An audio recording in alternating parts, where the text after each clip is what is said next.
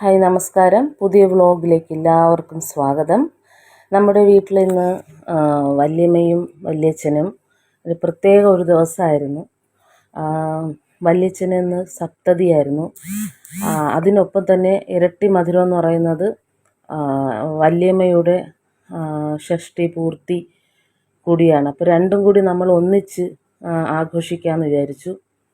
അപ്പോൾ എല്ലാ ചെറുമക്കളും മക്കളും എല്ലാവരും കൂടി അണിഞ്ഞൊരുങ്ങി നല്ല ഒത്തൊരുമിച്ച് നമ്മൾ നല്ല സന്തോഷത്തോടെയാണ് നമ്മൾ എല്ലാവർക്കും സർപ്രൈസായിരുന്നു. അതായത് വല്യച്ഛൻ്റെ കുടുംബം മൊത്തവും പാലക്കാടാണ്.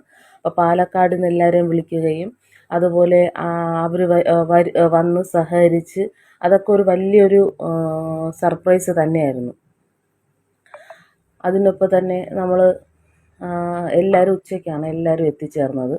അപ്പോൾ ഉച്ചയ്ക്ക് തന്നെ നമ്മളെല്ലാവരും കേക്കൊക്കെ കട്ട് ചെയ്ത് എല്ലാവർക്കും കട്ട് ചെയ്ത് വല്യമ്മ വല്യച്ഛന് കൊടുക്കുകയും എല്ലാവർക്കും കൊടുക്കുന്ന ഒരു സന്തോഷമായൊരു നിമിഷമാണ് നിങ്ങൾക്ക് മുമ്പിൽ ഞങ്ങൾ പങ്കുവയ്ക്കുന്നത്.